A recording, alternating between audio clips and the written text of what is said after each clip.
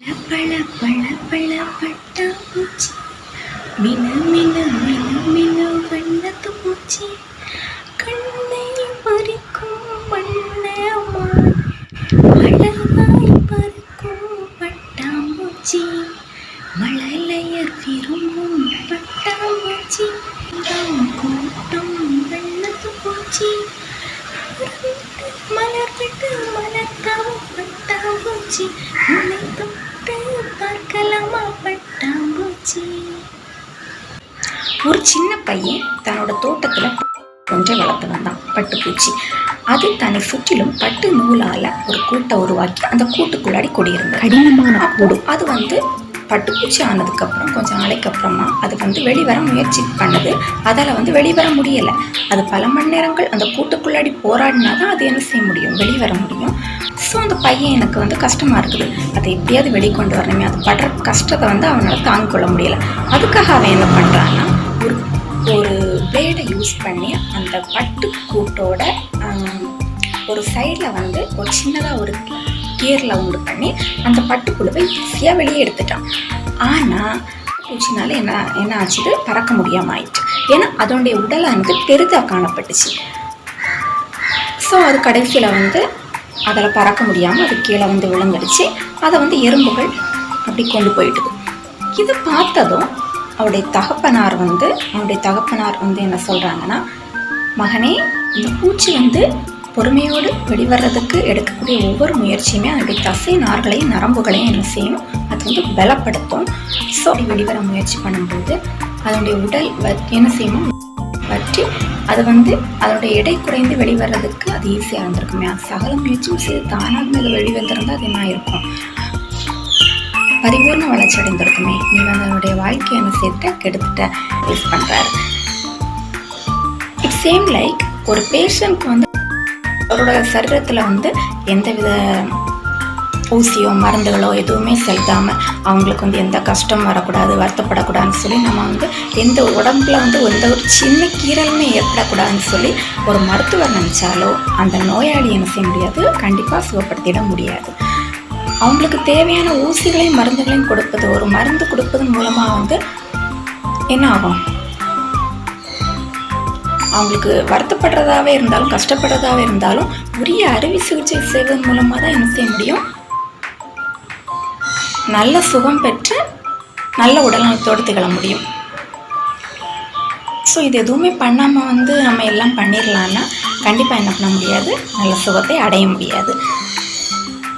So இதே போல் நம்மளோட வாழ்க்கையிலையும் என் வாழ்க்கையில் எந்த வித கஷ்டம் வரக்கூடாது, வருத்தம் வரக்கூடாது, எந்த பாடுகளும் நம்ம ஏற்றுக்கொள்ளக்கூடாது அப்படின்னு சொல்லி நம்ம நினச்சிருந்தோன்னா நமக்கும் தெய்வனுக்கும் இடையே உள்ள உறவு என்ன செய்ய முடியாது, அது பரிபூர்ணமடைய முடியாது. ஸோ இதன் மூலமாக நம்முடைய வாழ்க்கையில் தேவனுடைய திட்டம் என்ன செய்ய முடியாமல் போயிடலாம், செயல்படுத்த முடியாதபடிக்கு போயிடலாம். ஸோ அழகு கண்களை இருக்கிறது, ஒருவருடைய தனித்தன்மையும் இருதயத்தை இருக்கிறது, கவர்கிறது. Beauty catches the attention, character catches the heart. So இதுக்கு நிறைய தாக்குதல், புழு தாக்குதல், கரும்புழு, ஊசிப்புழு, பால் புழு தாக்குதல், இடுப்பு தாக்குதல், வெயில் கொடுமை, அதே போல் புழு பதுக்கப்படக்கூடாது. ஸோ இதெல்லாம் தாண்டி தான் அது என்ன செய்யணும், அது வளர்ச்சி அடைய முடியும். இப்படி ஒரு சின்ன ஒரு கம்பளி பூச்சி அதுக்கிட்ட என்ன எதுவுமே போக முடியாது, ஈக்களை கட்டுப்படுத்தணும். ஸோ அதனால் துன்பம் வரும்போது துவண்டு விடாமல் நம்ம என்ன பண்ணணும், நம்முடைய பாடுகளை நம்ம ஏற்றுக்கொள்ள ட்ரை பண்ணி நம்ம தேவனுடைய உறவில் நம்ம இறுக்கமாக பிடிச்சு கொண்டால் தான் நம்ம என்ன பண்ண முடியும், தேவனுடைய ரகசியங்களை அறிந்து கொண்டு தேவனுடைய திட்டங்களை நம்ம வாழ்க்கையில் நம்ம செயல்படுத்த முடியும். தேவனுடைய ஆவிக்குரிய பாடங்களை கற்றுக்கொள்ள வாஞ்சி உள்ளவர்களாக, விருப்பம் உள்ளவர்களாக நாம் என்ன செய்ய வேண்டும், மாற முடியும். அப்போதான் பிறருக்கு பயனுள்ள ஒரு யூஸ்ஃபுல்லான ஒரு வாழ்க்கை நம்ம கொடுக்க முடியும். எல்லாமே என்னது, கொஞ்ச காலம்தான். ஸோ நம்மளோட வெயிட்டிங் பீரியட் ஆவிக்குரிய காரியங்களே என்ன செய்யுது, நித்திய ஜீவனை கொடுக்கிறது. ஒரு வேத வசனம் அழகாக சொல்லுது, ஆவியை என்ன செய்யுமா, உயிர்ப்பிக்குமா.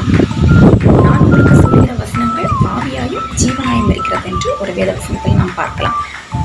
ஸோ இவரோடு கூட நாம் வந்து பாடுகளை ஏற்றுக்கொள்வோமானால் அவரோடு கூட நாம் என்ன செய்வோம், ஆளுகையும் செய்வோம் என்று 2 தீமோத்தேயு 2ஆம் அதிகாரம் 12ஆம் வசனம் சொல்கிறது. ஸோ நம் விசுவாசத்தோடு நான் விசுவாசித்திருக்கிறவர் இன்னார் என்று நான் அறிவேன் என்று நாம் ஒரு வேத வசனத்தில் நாம் பார்க்கலாம். மரண பரியந்த உண்மையாக இருந்தால் அவர் நமக்கு என்ன செய்வார், கண்டிப்பாக நித்திய ஜீவனை தருவார். இண்டமிடை பருவத்தில் அதுக்கு இறக்கை முளைப்பதற்கு முன்பாக அதை வந்து கொதிநீரில் போட்டு 20,000 பட்டுப்புழுக்களை கொன்று தான் என்ன செய்ய முடியும், 1 கிலோ பட்டு நூலே உற்பத்தி ஆகுது. ஸோ 20,000 புழுக்கள் வந்து என்ன செய்யணும், சாகணும். இப்படி தான் பட்டுப்புடவை வந்து உருவாக்கப்படுது. ஒரு வண்ணத்து பூச்சியோட வாழ்க்கை வட்டத்தில் வந்து ஒரு முழுமையான ஒரு மாற்றம் வந்து நிகழும். அது எப்படி இருக்கும்னா, ஒரு முட்டையாக, அதுக்கப்புறம் அது வந்து குடம்பி ஆக மாறி லார்வான்னு சொல்லுவோம், அதுக்கப்புறம் அது வந்து கூட்டுப்புழுக்கு மாறி பியூப்பா நிலைமையிலேருந்து அதுக்கப்புறம் முதிர் வண்ணத்து பூச்சியாக மாறும். இப்படி வந்து இதோடைய வாழ்க்கை சுழற்சி வந்து இருக்கும். வேறு நிலைகளில் 4 வெவ்வேறு டிஃப்ரெண்டான தோட்டத்தில் வந்து காணப்படும். அதாவது நூற்றுக்கணக்கான முட்டைகள் வந்து ஒன்றோடு ஒன்று சேர்ந்து அது வந்து ஒரு பெரிய ஒரு கொத்தாக காணப்படும். இந்த முட்டைகள் எப்படி இருக்கும்னா, வண்ணத்துப்பூச்சியோட இனத்துக்கேற்ப வெவ்வேறு ஷேப்புகளையும் சைஸ்களையும் கலர்ஸ்லையும் இந்த முட்டைகள்லாம் பொறித்து வெளிவரக்கூடிய குடம்பின்னு சொல்லுவோம்ல, அதுதான் லார்வா. அது என்ன செய்யணும், அந்த குடம்பியாக அது வந்து மாறும், உருவெடுக்கும். இந்த குடம்பி வந்து எப்படி இருக்கும், ஒரு சின்ன சைஸ் புழுவாக இருக்கும். அது வந்து நிறைய மல்பெரி இலைகளை சாப்பிடும். இலைகளை சாப்பிட்டோம்னா அதிகமாக சாப்பிட்டனால அது வந்து ரொம்ப பருமனாகி தன்னோட தோலை என்ன செய்யணும், 4-5 தடவை வந்து கலற்றி போடணும். இப்படி அது வந்து அதோட குடம்பி தன்மை, அதோட குடம்பியில் உருவானதுலேருந்து 100 மடங்கு அதனுடைய பருமன் என்ன செய்யணும், அதிகரிக்கும். அதுக்கப்புறமா அது வந்து என்ன செய்யும், தன்னோட வாயிலிருந்து சுரக்கக்கூடிய அதோட ஒரு திரவத்தின் மூலமாக தன்னை சுற்றிலும் என்ன செய்யணும், ஒரு கூட்டை உருவாக்கி அந்த கூட்டுக்குள்ளாடி இருக்கும் 21 days. அது வந்து பியூப்பா கூட்டுக்குள்ளே அதை வந்து சொல்லுவாங்க. அந்த குள்ள மேலதிக உணவை குடம்பிகள் வந்து தன்னோட உடம்புல வந்து சேர்த்து வைக்கணும்னு சொல்லலாம். அந்த கூட்டுக்குள்ளாடி அது வந்து என்ன செய்யுமா, அசையாமல் இருந்து ஓய்வெடுக்கும். ஒரு மரக்கிளையில் தொங்கிக் கொண்டோ அல்லது மண்ணுக்கு கீழே தன்னை வந்து மறைத்து கொண்டோ ஓய்வெடுக்கும். இப்படி வந்து அது அசையாமல் இருக்கிற நேரங்களில் பல மாற்றங்கள் வந்து நிகழும். அதாவது அதுக்கு ஃபஸ்ட்டு குறுகிய கண்கள், அதே போல் கட்டையான தடித்த அதிக எண்ணிக்கையான கால்கள், அதே போல் குறுகிய உணர்கொம்புகள், இதெல்லாம் வந்து விருத்தி அடையும். அதுக்கு பிறகு விசேஷமான உயிரணுக்கள்லாம் உருவாகி நீளமான கண்கள், அதுக்கப்புறம் நீண்ட 3 ஜோடியான கால்கள், அதுக்கப்புறம் வந்து நீண்ட உணர்கொம்புகள், இதெல்லாம் வந்து என்ன செய்யும், விருத்தியடை, மாற்றமடை, வளர்ச்சி அடையும். ஸோ இதுக்கப்புறம் வந்து அது பறப்பதற்கு தேவையான அழகிய 2 ஜோடி சிறகுகள் உருவாகும். இப்படி அதெல்லாம் வந்து வளர்ச்சி அடைந்து அது எல்லாம் என்ன செய்யும், உருமாற்றம் அடைவதற்கு பேர் தான் இதுக்கு பேர் வந்து உருமாற்றம் அப்படின்னு வந்து சொல்லுவாங்க. ஸோ இப்படியெல்லாம் வந்து அதனுடைய வாழ்க்கை சுழற்சியில் மாற்றங்கள் உருவாகி அது என்ன செய்யும், பறக்கிறதுக்கு தன்மையில் ஆகி கூட்டை உடைத்து கொண்டு அது என்ன செய்யும், வெளிவரும். வெளிவந்த வண்ணத்து பூச்சி அது என்ன செய்யுமா, தன்னுடைய அழகான சிறகை வைத்து அது வந்து பறந்து அங்குமிகமாக அதை வந்து சுற்றி தெரியும். ஸோ இப்படி அதனுடைய உருவம் வந்து மெல்ல மெல்ல மாறி மக்கள் பார்க்குறதுக்கு விதமாக அழகிய கண்ணை கவரும் அழகிய வண்ணமாக திகழ்ந்து அது என்ன செய்யுது, அப்படி மக்கள் காணத்தக்கதாக வியக்கத்தக்கதாக அதனுடைய உருமாற்றம் வந்து அதனுடைய வாழ்க்கையில் நடைபெறுது. குடம்பியிலிருந்து முற்றிலுமான வேறுபட்ட ஒரு தோற்றத்தை வந்து உடையதாக காணப்படும்.